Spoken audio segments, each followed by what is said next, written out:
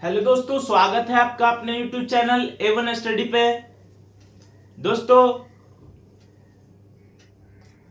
आपको पता होगा कि पिछले कुछ दिनों से मेरा स्वास्थ्य खराब था, इसी के कारण आपका क्लास बंद चल रहा था।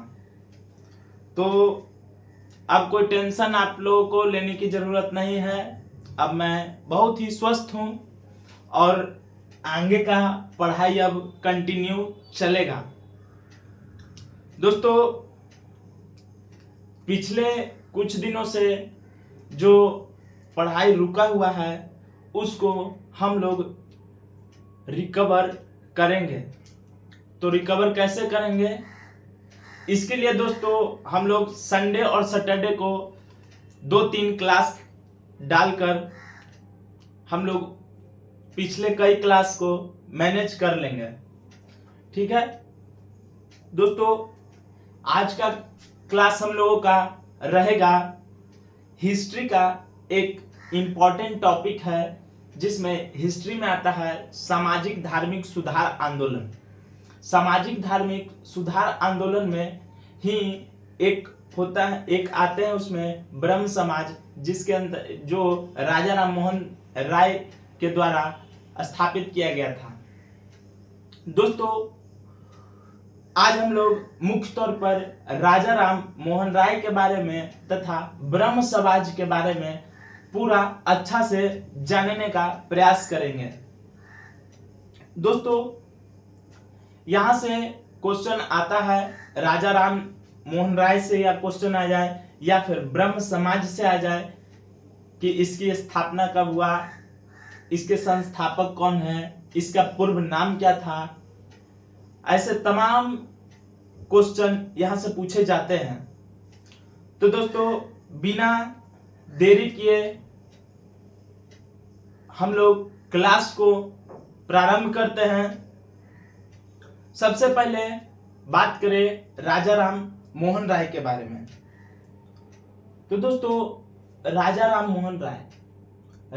मोहन राय को सबसे पहले आप जानिए कि उनका जन्म कब हुआ, उनके पिता का नाम क्या था, माता का नाम क्या था, वो कैसे विचारधारा के लोग थे, वे कैसे विचारधारा के लोग थे।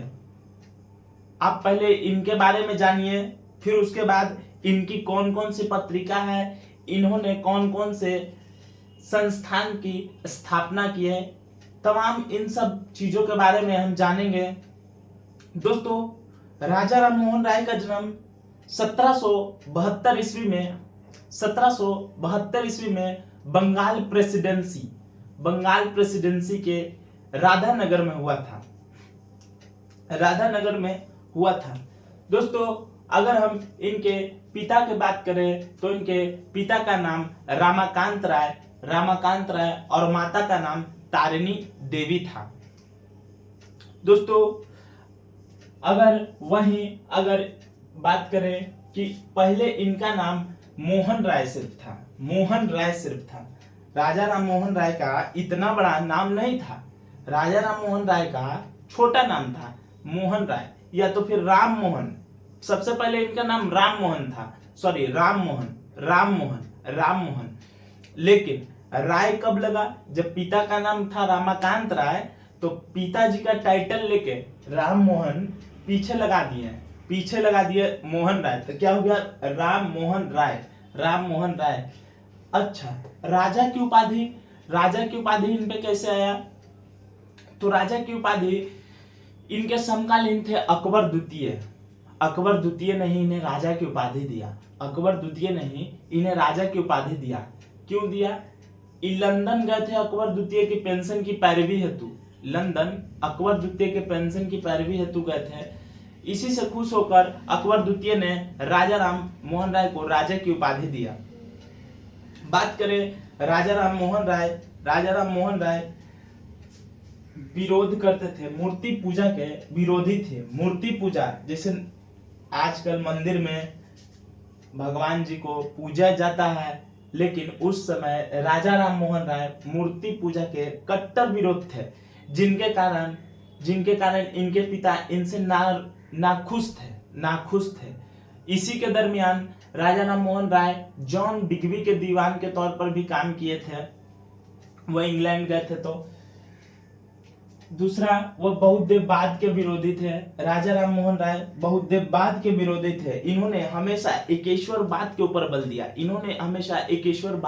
बल दिया, अगर हम इनकी संस्थान की बात करें तो इन्होंने 1815 ईस्वी में आत्मीय सभा, 1817 ईस्वी में हिंदू कॉलेज, 1825 ईस्वी में वेदांत कॉलेज, 1825 ईस्वी में वेदांत कॉलेज, 1828 ईस्वी में ब्रह्म सभा, जिसको आज के दिनों में ब्रह्म समाज कहा जाता था। ब्रह्म समाज का ही पूर्व नाम ब्रह्म सभा हुआ करता था दोस्तों, ब्रह्म सभा हुआ करता था। पुनः अगर हम बात करें तो 1828 ईस्वी में जब ब्रह्म समाज की स्थापना हुआ और 1829 ईस्वी में सती प्रथा का अंत किया गया। सती प्रथा क्या होता था? अगर बात करें सती प्रथा क्या होता था दोस्तों, जब एक पुरुष डेट कर जाता था और उसके डेट करने के पश्चात मतलब उनकी जो पत्नी रहती थी उनको साथ ही साथ चिता पे जला दिया जाता था। जिंदा जो महिला रहती थी उनको साथ ही जिंदा जला दिया जाता था। यही सती प्रथा था दोस्तों। सती प्रथा का अंत 1829 ईस्वी में राजा राम मोहन राय के सहयोग से लॉर्ड विलियम बेंटिंक के द्वारा कर दिया गया था। आप इसको याद रखिए, 1829 ईस्वी में राजा राम मोहन राय के सहयोग से 1829 ईस्वी में लॉर्ड विलियम बेंटिंक के द्वारा कानून पारित करके सती प्रथा का अंत कर दिया गया। दोस्तों, जब सती प्रथा का अंत किया गया तो इसका विरोध राधाकांत देव ने किया था। मतलब इसका कहने का मतलब क्या है कि विरोध मतलब राधाकांत देव ने सती प्रथा का समर्थन किया था। मतलब उनके अनुसार सती प्रथा जो था वो बढ़िया चीज माना जाता था कि मान ले जाए पहले कोई पुरुष था, वो अपना मतलब पत्नी के साथ रहता था, पुरुष डेट कर गया तो उसकी पत्नी को ही साथ जला दिया जाए ताकि पत्नी भी उनके साथ चल जाए। इनका कहना यह था। राधाकांत देव ने सती प्रथा का समर्थन करते हुए धर्म सभा नामक संगठन की एक स्थापना किया था, जो स्थापना 1830 ईस्वी में किया था। आप याद रखिए 1829 ईस्वी में एकदम सिस्टमेटिक ढंग से चल रहे हैं ताकि आपको साफा याद हो। देखिए 1815 ईस्वी में आत्मीय सभा की स्थापना हुआ, 1817 ईस्वी में हिंदू कॉलेज की स्थापना हुआ, 1825 ईस्वी में वेदांत कॉलेज की स्थापना हुआ, 1828 ईस्वी में ब्रह्म समाज की स्थापना हुआ, 1829 ईस्वी में लॉर्ड विलियम बेंटिंक के द्वारा 1829 ईस्वी में राजा राम मोहन राय के सहयोग से लॉर्ड विलियम बेंटिंक के द्वारा कानून पारित करके सती प्रथा का अंत किया गया, जिसका विरोध राधाकांत देव ने किया। अर्थात हम यह कह सकते हैं कि राधाकांत देव ने सती प्रथा का समर्थन किया। अर्थात सती प्रथा का समर्थन करते हुए राधाकांत देव ने 1830 ईस्वी में धर्म सभा नामक संगठन की स्थापना किया। दोस्तों, अगर हम इसके आगे और थोड़ा सा आगे चले तो राजा राम मोहन राय का निधन 1833 ईस्वी में ब्रिस्टल नामक शहर में हो गया था। ब्रिस्टल नामक शहर में 1833 ईस्वी में हो गया था। एग्जाम ओरिएंटल क्वेश्चन के अनुसार ये बहुत ही महत्वपूर्ण है कि राजा राम मोहन राय का निधन कब हुआ, अर्थात कहाँ हुआ। इंग्लैंड के ब्रिस्टल नामक शहर में हुआ था, 1833 ईस्वी में हुआ था।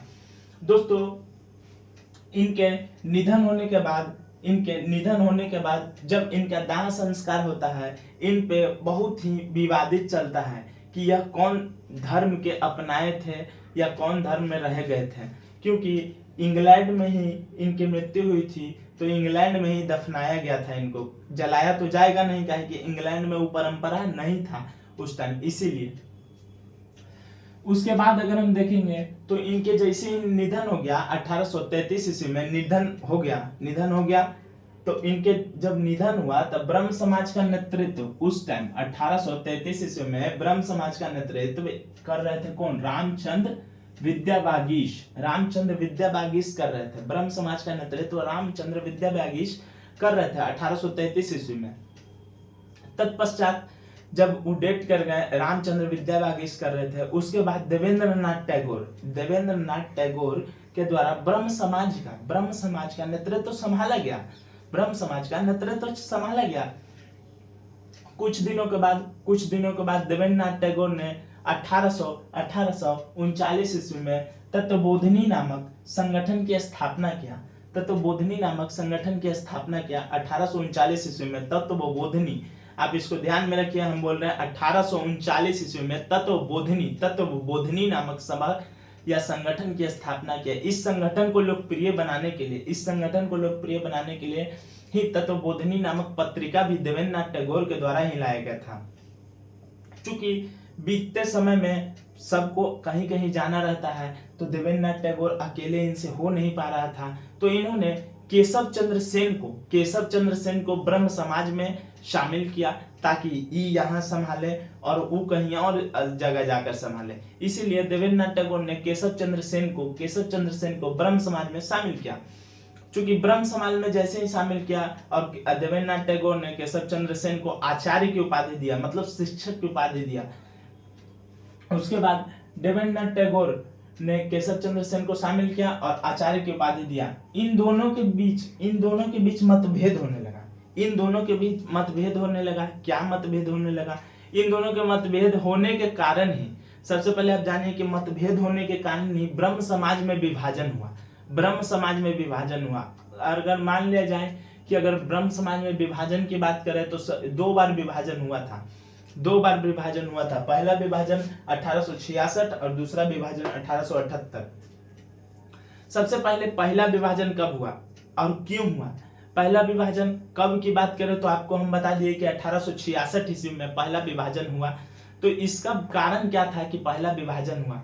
दोस्तों, अगर हम बात करें विभाजन की, तो ब्रह्म समाज के विभाजन को लेकर देवेंद्र नाथ टैगोर का विचार था कि ब्रह्म समाज की जो विचारधारा है, जैसे कोई आदमी का कुछ विचार रहता है, कोई का कुछ विचार रहता है, कोई का कुछ सोचना रहता है, उसी तरह देवेंद्र नाथ टैगोर का विचार था कि ब्रह्म समाज की विचारधाराएं सिर्फ भारत तक ही सीमित रहे। मतलब मान ले जाए कोई की कुछ कथा पूजा है तो वहीं तक सीमित रहे, उससे आगे ना बढ़े। यही चाहते थे देवेंद्र नाथ टैगोर चाहते थे कि ब्रह्म समाज के भी जितनी भी विचारधाराएं हैं वह सिर्फ और सिर्फ भारत तक सीमित रहे। लेकिन अगर वहीं केशव चंद्र सेन की बात करें तो केशव चंद्र सेन यह चाहते थे कि ब्रह्म समाज की विचारधारा भारत में तो होवे करे, भारत में तो फैले, लेकिन उसके साथ साथ ही वह विदेशों में भी फैलाई जाए। केशव चंद्र सेन यह चाहते थे कि ब्रह्म समाज की विचारधाराएं हैं जो भारत के साथ साथ विदेशों में भी फैलाई जाए। इन दोनों के बीच में मतभेद होने लगा। आप लोग ऐसे भी जानते होंगे कि अगर एक नाव पे दो आदमी हैं, एक को जाना है पूरब, एक को जाना है पश्चिम, तक किन्हीं न किन्हीं को तो दूसरा नाव धरना ही पड़ेगा, काहे कि दोनों विपरीत दिशा में है। उसी प्रकार एक का विचारधारा कुछ था और दूसरा का विचारधारा कुछ था, दोनों का तालमेल मिल ही नहीं पा रहा और दोनों मानने के लिए भी तैयार नहीं थे। इसी दरमियान इसी के कारण 1866 ईस्वी में ब्रह्म समाज का विभाजन हो गया और दो ब्रह्म समाज की नए उत्पत्ति हुए, जिसमें अगर बात करें ब्रह्म समाज की विचारधारा में विभाजन हुआ और 1866 ईस्वी में विभाजन होके भारतीय ब्रह्म समाज एक बना।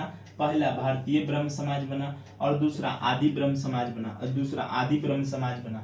अगर हम बात करें भारतीय ब्रह्म समाज के नेतृत्व करता, मतलब कोई भी किनके संस्थापक थे, जैसे ब्रह्म समाज के संस्थापक राजा राम मोहन राय को हम माने, तो उसी तरह भारतीय ब्रह्म समाज के संस्थापक कौन हुए, आदि ब्रह्म समाज के संस्थापक कौन हुए। देखिए दोस्तों, अगर आपको याद रखना है भारतीय ब्रह्म समाज, इसमें क्या लगा हुआ है, भारतीय ब्रह्म समाज। भारतीय अगर बोलेगा तब भारत के साथ साथ विदेश में भी, तब भारतीय ब्रह्म समाज में हो जाएगा केशव चंद्र सेन। वही आदि ब्रह्म समाज, आदि इशू छोटा होता है, आदि छोटा होता है, इसीलिए आदि ब्रह्म समाज तो देवेंद्रनाथ टैगोर। याद रखिएगा, देवेंद्रनाथ टैगोर चाहते थे कि ब्रह्म समाज की विचारधारा, ब्रह्म समाज की विचारधारा सिर्फ और सिर्फ भारत तक सीमित रहे, भारत तक सीमित रहे, इसीलिए आदि छोटा शब्द है, इसीलिए भारत तक सीमित रहे, भारत तक सीमित रहे। अब पूरे विश्व में केशव चंद्र सेन, पूरे विश्व में केशव चंद्र सेन। फिर अगर बात करें कि दूसरा विभाजन कब हुआ, दोस्तों उससे पहले जानेंगे थोड़ा सा एक्ट के बारे में। दोस्तों केशव चंद्र सेन हुए, केशव चंद्र सेन जो थे, इन्होंने 1872 ईस्वी में नेटिव मैरिट एक्ट पारित किया। केशव चंद्र सेन 1866 में तो ब्रह्म समाज का विभाजन हो गया और भारतीय ब्रह्म समाज आया, फिर आदि ब्रह्म समाज का आया। भारतीय ब्रह्म समाज के संस्थापक केशव चंद्र सेन हुए और आदि ब्रह्म समाज के संस्थापक देवेंद्रनाथ टैगोर हुए। दोस्तों उसके बाद केशव चंद्र सेन ने नेटिव मैरिट एक्ट पारित किया। क्या होता है नेटिव मैरिट एक्ट, क्या था नेटिव मैरिट एक्ट? इसके तहत लड़का और लड़की के विवाह का न्यूनतम उम्र निर्धारित किया जाता था। मान ले जाए लड़का के निर्धारित उम्र कितना होगा, लड़की के कितना, मतलब कितना साल में वो अपने बेटा या बेटी का विवाह कर सकते हैं। इसी के तहत नेटिव मैरिट एक्ट पारित किया गया था, जिसमें 1872 ईस्वी को पारित किए केशव चंद्र सेन के द्वारा, और इसमें लड़का और लड़की के विवाह का न्यूनतम उम्र निर्धारित किया गया, जिसमें लड़की के विवाह का न्यूनतम वर्ष 14 वर्ष रखा गया और लड़का के 18 वर्ष रखा गया। लेकिन मूर्खता यहाँ पे ये हुआ कि इन्होंने खुद ही इस एक्ट का उल्लंघन कर दिए, किए। मान लीजिए पूरे गांव में ही कहते थे, करवा भी रहे थे, विरोध कर रहे थे, लेकिन परिस्थिति ऐसी आई कि इन्होंने इस एक्ट का विरोध खुद ही कर दिया, मतलब उल्लंघन खुद ही कर दिया। दोस्तों जब इनकी पुत्री 12 वर्ष की थी, तो उस समय कूच बिहार के राजा के परिवार से इनके यहाँ रिश्ता के लिए आया था।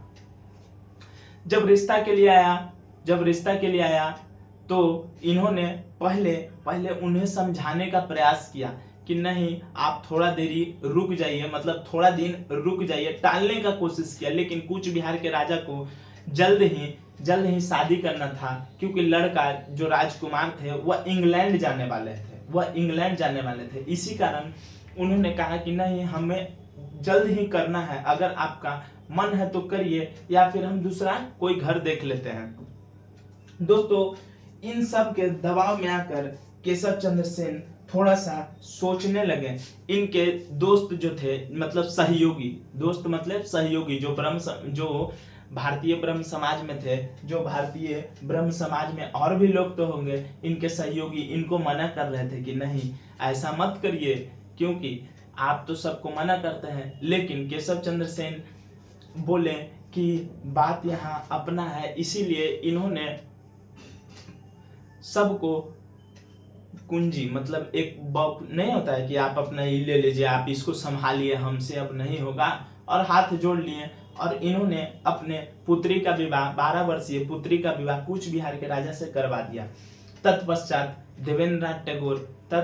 केशव चंद्र सेन विवाह तो करवा दिए, और विवाह जैसे ही कराए तो थोड़ा सा तो हो ही जाता है कि देखिए ऐसे कर दिए, आपस में बकझक होने लगा। बकझक होते जैसे ही चालू हुआ, कुछ दिन के बाद 1878 ईस्वी में दूसरा विभाजन हो गया, क्योंकि केशव चंद्र सेन ने नेटिव मैरिट एक्ट का उल्लंघन किया और दूसरा विभाजन 1878 ईस्वी में हो गया। पुनः जब दूसरा विभाजन हुआ तो साधारण ब्रह्म समाज अस्तित्व में आया। दोस्तों साधारण ब्रह्म समाज अस्तित्व में जब आया तो उसके संस्थापक के तौर पर आनंद मोहन बोस, ठिकदेश्वर नाथ शास्त्री, द्वारिकानाथ गांगुली थे। दोस्तों आप इन तीनों का नाम अवश्य ही याद रखिए, एग्जाम में यहाँ से प्रश्न आए हुए हैं और आगे भी पूछने की संभावना बनता है, क्योंकि एग्जाम में जब एक बार कहीं से क्वेश्चन उठा लेता है तो वहां से क्वेश्चन पूछने का 99% संभावना ज्यादा ही रहता है। इसीलिए साधारण ब्रह्म समाज के संस्थापक आनंद मोहन बोस, ठिकतेश्वर नाथ शास्त्री, द्वारिकानाथ गांगुली थे। दोस्तों उसके बाद अगर हम बात करें तो 2-4 पत्रिका है, जिसमें संवाद कौमुदी है 1821 ईस्वी में। संवाद कौमुदी ये सब राजा राम मोहन राय के द्वारा लिखा गया। राजा राम मोहन राय की रचना है। राजा राम मोहन राय की रचना है। राजा राम मोहन राय की रचना है। दोस्तों अगर बात करें संवाद कौमुदी तो 1821 ईस्वी में ई बंगला भाषा में था। मीरा उल अखबार 1822 ईस्वी में फारसी भाषा में था। मीरा उल अखबार 1822 ईस्वी में छपा था, जो कि फारसी भाषा में था। वहीं तोफाक उल मुदाविनी दोस्तों अगर इसकी बात करें तो ये मोस्ट VVI क्वेश्चन है, क्योंकि ये 1275 PT बिहार दरोगा में पूछा गया क्वेश्चन है। लेकिन ये क्वेश्चन पूछा था इस तरह से, गिफ्ट ऑफ मोनोथिस किसकी रचना है? तो आपको राजा राम मोहन राय लिखना है। दोस्तों आपको 1 2 3 तीनों एक ही है और तीनों को आपको याद रखना है। तो फाक उल मुदाविनी या एकेश्वरवादियों का उपहार या गिफ्ट ऑफ मोनोथिस ये तीनों एक ही हैं राजा राम मोहन राय के द्वारा। इसको आपको याद रखना है, खासकर इसका इंग्लिश वर्ड है गिफ्ट ऑफ मोनोथिस।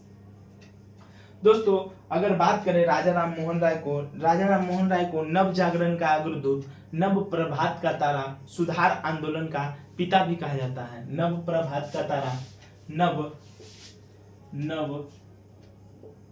प्रभात का तारा, सुधार आंदोलन का पिता इन नामों से जाना जाता है। तो थोड़ा आपको इसको भी याद रखना है कि नव प्रभात का तारा, सुधार आंदोलन का पिता इन नामों से जाना जाता है। दोस्तों यही था राजा राम मोहन राय और ब्रह्म समाज के बारे में। इससे ज्यादा क्वेश्चन आपको नहीं पूछेगा, क्योंकि ये बहुत ही अंदर से जितना भी क्रीम होता है वो क्रीम को निकाला गया मटेरियल है। आपको इसको पचा लेना है। आप सबसे पहले इसका स्क्रीनशॉट मार लीजिए। दोस्तों आशा करते हैं आप स्क्रीनशॉट मार लिए होंगे। तो दोस्तों यही है, इसके आगे हम लोग कल हो सके तो आर्य समाज के बारे में या कोई और या ब्रह्म समाज तो होंगे, आर्य समाज या तो फिर स्वामी विवेकानंद या दयानंद सरस्वती के बारे में पढ़ेंगे। तो दोस्तों आप लोग ऐसे ही पढ़ते रहिए और खूब सारा प्यार दीजिए, और चैनल को जो नए हैं वो सब्सक्राइब कर दें, लाइक और बेल आइकन दबा दें, और वीडियो को जल्दी जल्दी शेयर करें। दोस्तों मिलते हैं दोस्तों अगले दिन। धन्यवाद आप लोगों का।